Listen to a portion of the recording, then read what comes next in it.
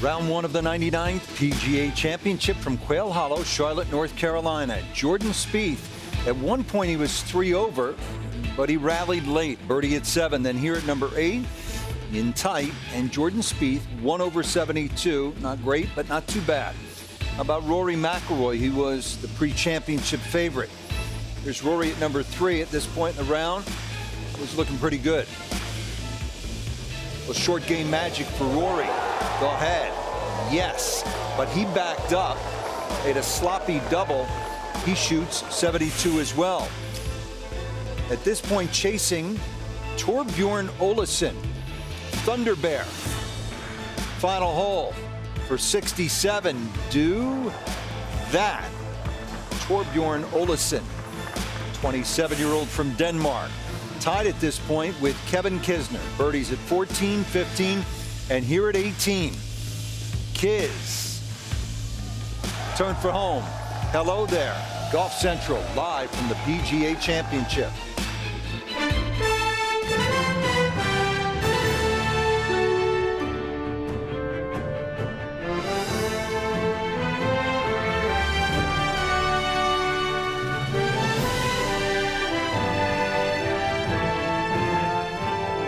Golf Central proudly presents live from the PGA Championship. Presented by Mercedes-Benz. Well, early in the week, a lot of concern we might be in for a messy, rainy championship. Today turned out to be very nice, not too hot, sunny skies for the most part. Pretty tough golf course. Quail Hollow hosting its first ever major, and it stood up well. Most players think will get increasingly difficult, particularly these greens. We'll have more on that as we move along.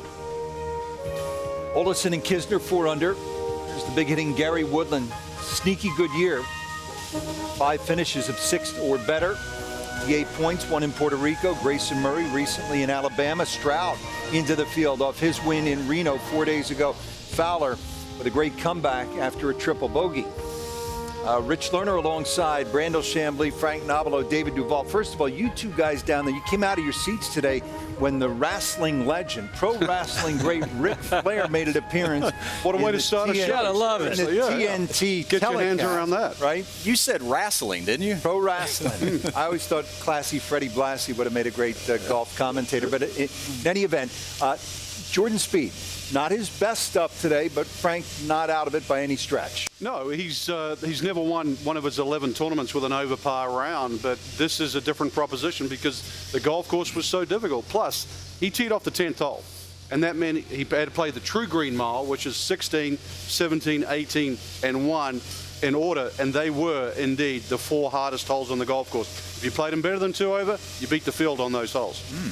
In case you haven't heard, Jordan Spieth's trying to win the career Grand Slam. I just wanted to really kind of forgot that. Be clear on that. So what was your takeaway from day one? My takeaway was there really were not that many surprises. We knew that this golf course favored the powerful player, and in terms of horsepower, you look at the top of this leaderboard and pretty much all Bugattis. However, you would have won a lot of money today if you would have bet that Jordan Spieth was going to drive it better than Sergio Garcia and that Gary Woodland was going to putt better than Jordan Spieth. Those are about the 2 biggest surprises for me. Nobody had Mighty Tour on top of their leaderboard.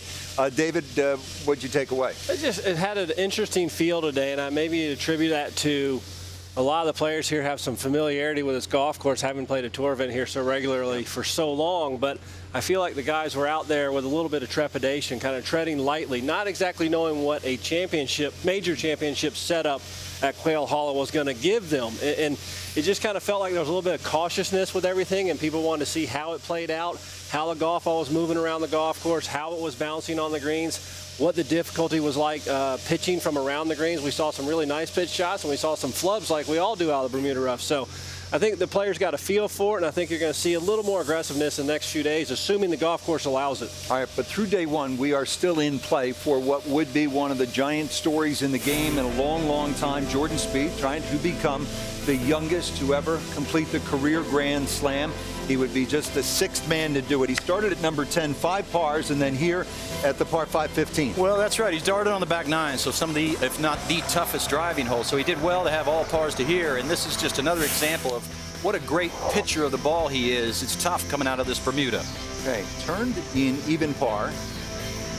Now, this is such a good second shot at the short 8, because if this one goes another couple of yards, it'll actually go all the way over the back of the green. Couldn't get a birdie at a better time, second to last hole. Now at the 9th, par 4 second shot from 227. Yeah, difficult shot. Just really hoping to get this onto the putting surface to finish off his round, and really it's a good shot. You see it lands well short of the hole, but still just chases by. Not a whole lot you can do from 227 yards, but all in all good. And on a day when the scoring average was right at 75, sneaking up on 75, you can see just how fast and difficult this golf course is. Yes, over par, but almost beating the scoring average by 3 shots. So Jordan birdies 2 of the last 3, was going the other way at 3 over, but he pulled it back, and he's in decent position. Hit 10 fairways, 12 greens, 32 putts, only made about 40 feet worth of putts, 2 of 6 scrambling, 0 for 2 sand saves. Here's Jordan now on the challenging greens here at Quail Hollow. Some of these putts, you know, from 10 to 12 feet that I had for birdie are really 1 out of 5 maybe to make. On other greens, you're looking at maybe 50%. And out here, it's just the way it is. They're just, the pins are on 2.5 to 3 degree slopes. And when you're pin high, it may look like it's a, you know, the crowd goes, oh, you know, but in our minds, it's really essentially a 20-footer with the expectation on the putts. They're just so difficult to make if you don't leave it below the hole with not a lot of break. It's just so hard to match it up. So I wasn't frustrated. I hit some good putts that missed. I burned a lot of edges today. It was frustrating that many missed. I didn't make the 1 out of 5. Instead, I missed the, you know, 10 out of 10 from that kind of range. And if I grabbed a couple of those, you know, then I'd be pleased, obviously. But yes, you need to be defensive on these greens. You have to. I mean, I was defensive and still had to make 4 to 5 footers for par on a couple of them. On a day like today, where you're at a few over, but the course is tough, I had a couple easy holes left. If I were to finish par, I may have thrown myself out of the tournament. And we had a little wait there, and I thought to myself, you know, it's they're not giving birdies at all. You have to really pull off some really solid shots to make birdies on those holes. But with good tee balls, it becomes a lot easier than the rest of the golf course. And so recognizing where we were on the golf course and what holes we had played, what holes were left, was important in really zeroing in and hitting my targets at the finish line. You know, if I was focused on my score, then it might have been a different story. But I was really focused on, you know, what we had left. Michael said, let's get 3 looks, see what happens. And, you know, I had 3 looks and almost got back to all the way to even. Brandel, tricky putting on these new greens. Well, you might say that I left my heart in San Francisco is a nice little ditty. It's certainly more popular than I left my putter in Birkdale. But if you take a look at this, you know, they don't always tell the whole story. Yes, he did make bogey at the first hole. That's what that putt was for. But he was above the hole at number 2. A very slick downhill left to right breaking putt. He was above the hole at 3, above the hole at 5. So all of these putts are not created equal. And at the 13th hole, very difficult par 3 hole where it was just a bogey bonanza if you missed the green to the left. He hit one of the best iron shots of the day, but he wasn't able to capitalize it. Indeed, he was 0 for every single putt that he had from 10 to 15 feet. And really, that is the difference. David, the old adage, and Jordan alluded to this in his comments, that you can't win a championship on day one, but you can lose it.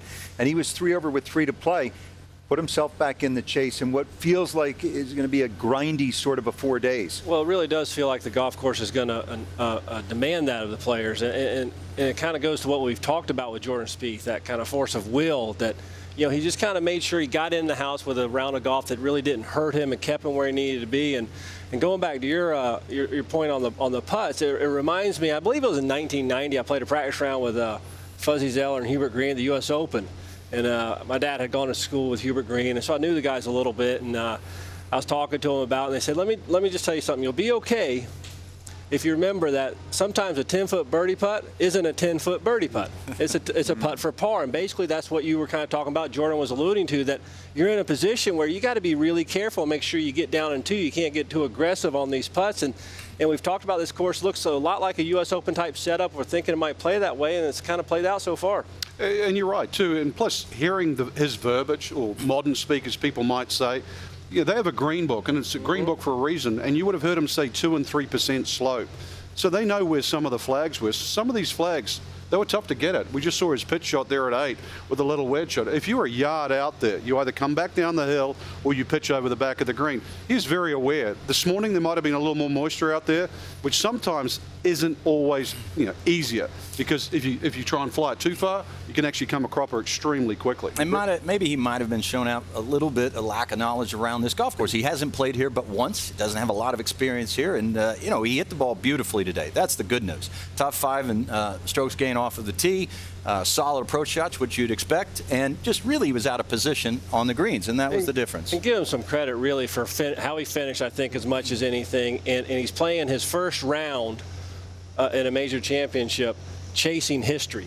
And there is a lot of pressure. And there can't be any more than there is. And he spoke of that, but he did do that today, and I think he acquitted himself pretty well. The other 155 players probably not too disappointed that he's actually over par. But you guys still like him, if not to win, to be there through the weekend. No, he's got no chance. Yeah. You guys still like him where he is? Absolutely. Yeah. Okay, there we go. He's won 11 times on tour, by the way, but never with an opening round over par. I like this guy. A great start for the U.S. Open champion Brooks Koepka. Here he is, the 3rd hole. Okay, one of the few fairways he missed today, and, well, comes up smelling roses there. He's long, and he's got a great short game, as it turns out. And now 21-footer at number 7.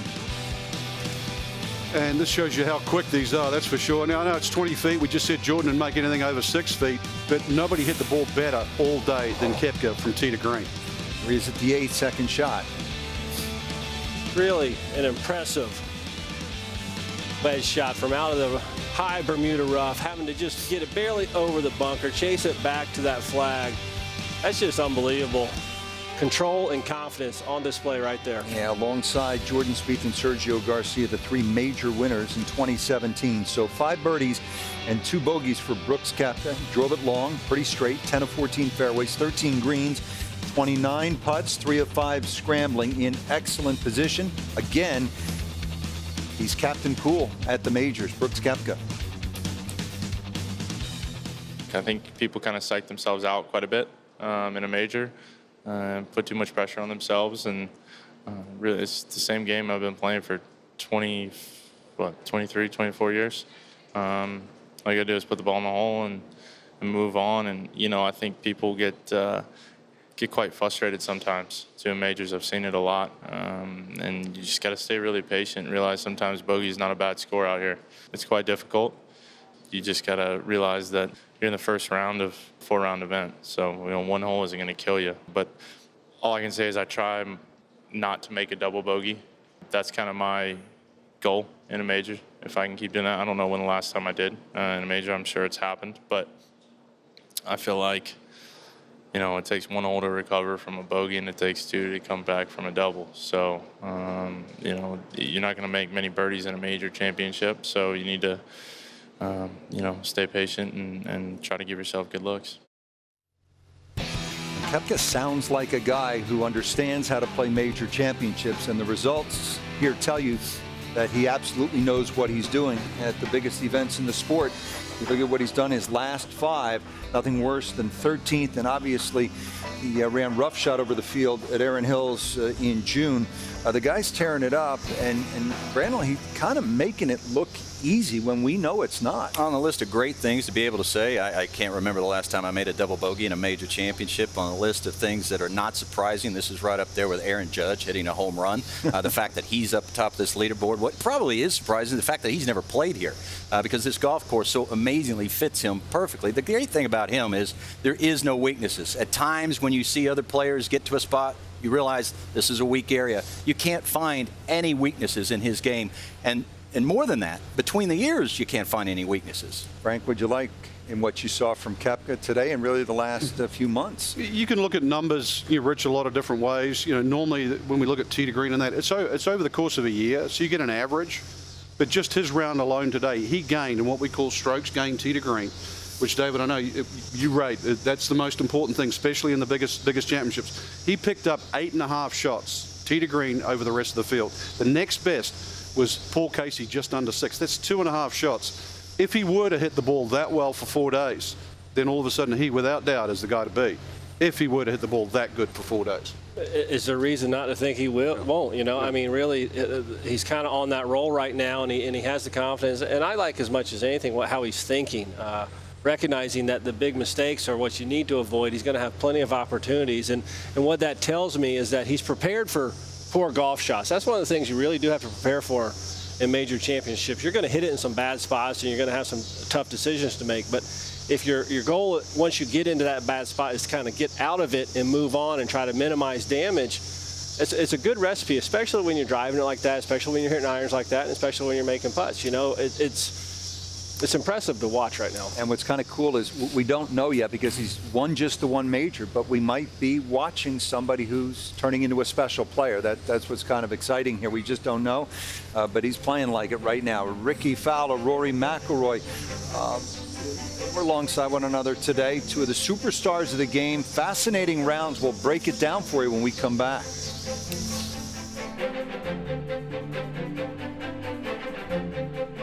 Live from the PGA Championship is presented by Mercedes-Benz, the best or nothing.